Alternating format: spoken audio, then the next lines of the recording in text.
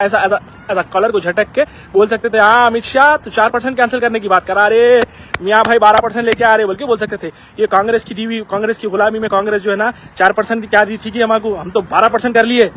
बोल के ऐसा बोल सकते थे, बट अनफॉर्चुनेटली नहीं है बोलने के लिए। मेरे बारे में अगर कोई उल्टा सीधा बोलेंगे इसका मतलब वाकई में अपन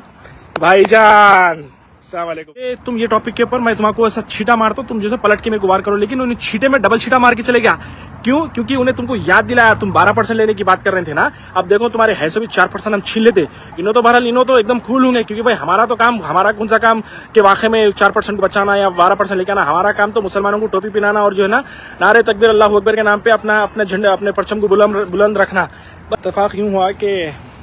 जैसे कि कल या परसों अमित शाह हैदराबाद को आया हुआ था, फिर उसके बाद जो एपिसोड्स चले उन्हें मुसलमानों का रिजर्वेशन कैंसिल कर देता हूँ बोला, फिर आगे से पलट के वार हुआ कि भाई क्या बैगन का बकवा करते, खाली बकवा करते, पता नहीं, एकदम बिल्कुल एक ऑड लैंग्वेज में उसको जवाब दिया गया ट्वीट के जरिए से। एट द सेम टाइम मैं केटीआर का भी ट्वीट देखा।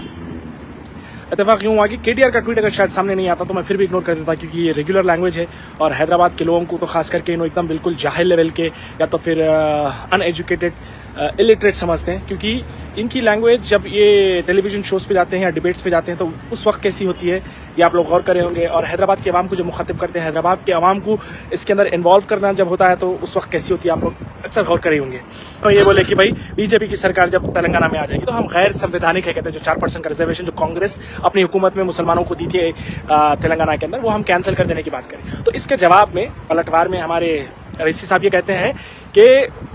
भाई ये खाली जो है ना, उनका ट्वीट पढ़ देता हूँ मैं, ये ओवैसी का रोना कब तक चलेगा, खाली खट्टे डायलॉगा मारते रहते। तो बजाय इसके शायद अगर ये कह देते कि भाई कब तक ओवैसी रोना रहेगा, या तो फिर ये 4% के रिजर्वेशन को कैंसिल करने की बात करने के बदले में अगर आप वाकई में काम किए होते मुसलमानों के लिए, मुसलमानों के जो है ना प्रोग्रेस होने के लिए या तो फिर उनके डेवलपमेंट के लिए, उनके अपलिफ्टमेंट के लिए अगर काम किए होते तो आपके पास मौका होता बोलने के लिए कि भाई तुम 4% कैंसिल करने की बात कर रहे हैं, हम तो इसको 12% कर दिए। अगर आप वाकई में 12% लेके आए होते तो आप जो है ना, आपके पास ऐसे कई सारे मुद्दे होते जो आप इलेक्शनों के सामने मुसलमानों से वादा करते, लेकिन एंड इलेक्शन से पहले, इलेक्शन के बाद आप फिर जाते, उसको याद भी करना पसंद नहीं करते। और जो भी हुकूमत जो है ना रूल करती है आपके स्टेट में, आप उनकी चापलूसी में उनके ट्वीट्स को रीट्वीट करते रहते, उनकी वाहवाही करते रहते, लेकिन कभी उनसे ये सवाल नहीं करते कि भाई मजलूम क्या नाम है खदीर को जो मेदक का है पुलिस की कस्टडी में मार दिया गया, पुलिस उसके पर क्या एक्शन ली, आलेर एनकाउंटर में मुसलमानों को मार दिया गया, उसके पर क्या एक्शन ली, सैकड़ों मसाजिदों को शहीद कर दिया गया, उसके पर क्या हुआ। बहरहाल इन तमाम सवाल नहीं निकलते। तो एनी हाउ फिर उसके बाद केटीआर का देखिए, हालांकि केटीआर की पार्टी को मैं सपोर्ट नहीं करता, क्योंकि फ्रंट एंड में नो डाउट ये लोग जो है ना, आज सोशल मीडिया का जमाना है और मैं खुद भी वैसे हैदराबाद हाल ही में जब आया था तो देखा बहुत सारे डेवलपमेंट के काम हुए, बट अगेन सिर्फ डेवलपमेंट के काम से नहीं होता, लेकिन मुसलमानों को कितना पीछे छोड़ दे रहे ये भी हमको जो है ना बहुत इंपॉर्टेंट है मद्देनजर रखना कि क्यों एक पर्टिकुलर कम्युनिटी को इस तरीके से डिसरिगार्ड कर दिया जाता है। जब डेवलपमेंट की बात आती है तो आपकी सोसाइटी के अंदर कोई एक पर्टिकुलर, आप देखो आप दलित बंधु स्कीम दे सकते तो मुस्लिम बंधु क्यों नहीं दे सकते? मुस्लिम तो कई गुना ज्यादा, अकॉर्डिंग टू सम रिपोर्ट्स कि हैदराबाद के अंदर 65% से ज्यादा मुसलमान आज गरीबी की तबके के नीचे है, सूद के अंदर दबे हुए हैं, गुर्बत के अंदर दबे हुए हैं, पढ़ने के लिए सही सहूलत नहीं है, खाने के लिए एक वक्त का खाना नहीं है, ऐसे कई उनकी जो है ना माशी हालत खराब है, लेकिन आप मुसलमानों के लिए इस तरीके से नहीं करते। हाँ विजिबल है आपका डेवलपमेंट, हाईटेक सिटी माधापुर जिसको बहुत बड़े लेवल पे चंद्रबाबू क्या नाम है नायडू साहब जो है ना शुरू करे थे, उसके बाद कांग्रेस कंटिन्यू करी। बहरहाल ये सारी चीजें हैं। तो केटीआर का ये जवाब होता है कि ITIR Hyderabad, national project status for Palamuru, RR lift irrigation, बहरहाल बहुत सारे अच्छे उन्होंने प्रोजेक्ट्स गिना के सरकास्टिकली नीचे लिख देते कि अरे रुको अमित शाह जी ये तो आप शुरू नहीं किए थे। मतलब बोलने का मतलब ये है कि एक एजुकेटेड लीडर, एक वाकई में जो है ना अपने स्टेट को अपलिफ्ट करने के बारे में जो सोचने वाला लीडर होता है, वो इस तरीके से जवाब देता है कि भाई अपने डेवलपमेंट के कारनामे गिना के कि भाई हम ये प्रोजेक्ट्स पे काम कर रहे हैं, ना कि उन्हें 4% कैंसिल करता हूं बल्कि बोला तो ये मुसलमानों का ओवैसी का रोना। और साल में मैं समझता हूं कि भूल के से भी एक बार भी नाम नहीं लेता हूंगा, चाहे अमित शाह हो या तो फिर मोदी हो, ये लोग नाम भी नहीं लेते, जितना इन्हों मेंबर रसूल के पर भी खड़े होकर जो ना गोडसे, RSS, सावरकर, बीजेपी, मोदी, अमित शाह, बहरहाल फला बोलते रहते। इनका पेट नहीं भरता, उन लोगों का नाम लेते, लेकिन उन्हें एक बार भी ले लिया तो इसको एक वावेला बना के दिखाना, प्रेजेंट देखो ये हमारा भी प्रेजेंस है, हमारे नाम से लगा रो रहे हैं, इसका मतलब हम तुम्हारे रहनुमा हैं, हमको रहनुमा बनाए रखो। ये कब तक चलेंगे आखिर? ये हिंदू मुस्लिम को अपन खत्म करके जो है ना क्यों डेवलपमेंट की बात नहीं कर सकते? और डेवलपमेंट की बात तभी की जा सकती है कि जब आप हकीकत में, यानी जो प्रॉमिसेस आप कास्ट में करे हुए हैं उसके ऊपर हकीकत में काम नहीं कर लेंगे। जैसे कि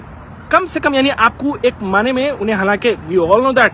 you are an agent of BJP, but again उन्हें आया आपको एक टॉपिक देने के लिए भाई कि तुम ये टॉपिक के ऊपर मैं तुमको ऐसा छीटा मारता हूं, तुम जैसे पलट के मेरे को वार करो, लेकिन उन्हें छीटे में डबल छीटा मार के चले गया। क्यों? क्योंकि उन्हें तुमको याद दिलाया, तुम 12% लेने की बात कर रहे थे ना, अब देखो तुम्हारे हैसो भी 4% हम छीन लेते। इन्हों तो बहरहाल इन्हों तो एकदम खूल होंगे, क्योंकि भाई हमारा तो काम, हमारा कौन सा काम के वाकई में 4% को बचाना या 12% लेकर आना, हमारा काम तो मुसलमानों को टोपी पिलाना और जो है ना नारे तकबीर अल्लाह अकबर के नाम पे अपना अपने झंडे, अपने परचम को बुलंद रखना, बस यही काम है हमारा, बोल के एकदम खूल होंगे। बट मुसलमानों वाकई में बहुत बड़ा लॉस हो रहा, अपना बहुत बड़े लेवल पे लॉस हो रहा। थोड़ी सी समझो सियासत को। मैं ये नहीं कह रहा हूँ कि भाई बिल्कुल भी डिसरिगार्ड कर दो इनको, बल्कि नहीं बोल रहा हूँ, लेकिन सोचो भाई ये क्या हिंदू मुस्लिम क्या रखा हुआ है हिंदू मुस्लिम में। थोड़ी देर के लिए अपन हिंदू मुस्लिम करना छोड़ देंगे, अपन अपने तरफ से भाई उन्हों लाख गालियां दे लें दो, लेकिन अपन अपने ग्राउंड लेवल पे काम करेंगे। अब बहुत सारे बेवकूफ आते,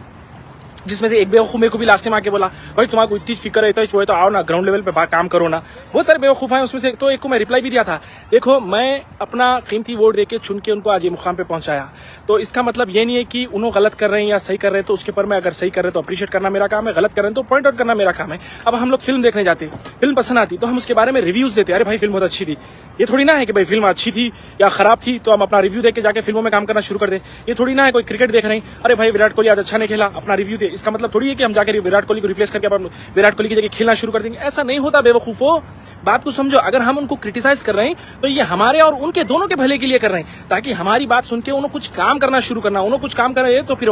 इवेंचुअली उससे फायदा हमारा, जो हम चुन के ले गए उससे हमारा फायदा होना, हमारी सोसाइटी का फायदा होना। तो ये हिंदू मुस्लिम करने से कुछ नहीं होने वाला है, यकीन मानो कुछ नहीं होने वाला, हम कहीं आगे बढ़ने वाले नहीं है। तो बस करो भाई, ये हिंदू मुस्लिम करना कितना आखिर करेंगे। आप 12% ले लेके आ जाते तो आज कितना बड़ा मूड रहता था, ऐसा कॉलर को झटक के बोल सकते थे हाँ अमित शाह तो 4% कैंसिल करने की बात करा रहे, मियाँ भाई 12% लेके आ रहे बोल के बोल सकते थे। ये कांग्रेस की दी, कांग्रेस की गुलामी में कांग्रेस जो है ना 4% क्या दी थी कि हमको, हम तो 12% कर लिए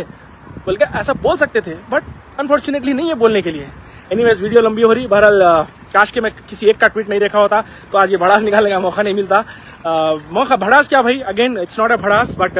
मेरे जो ओपिनियंस थे as a citizen of India मैं अपने आप लोगों के सामने रखा हूँ। अगर आपके भी कोई ओपिनियंस है तो आप भी रख सकते हैं, क्योंकि फेसबुक किसी को चार्ज नहीं कर रहा, इट्स फ्री ऑफ कॉस्ट। जाइए लाइव आइए, आके आप अपनी तस्वीर पेश करिए, लेकिन मेरे बारे में नहीं, क्योंकि मैं आपका पब्लिक रिप्रेजेंटेटिव नहीं हूँ, आप मेरे को वोट देख के नहीं चुने। मेरे बारे में अगर कोई उल्टा सीधा बोलेंगे इसका मतलब वाकई में अपन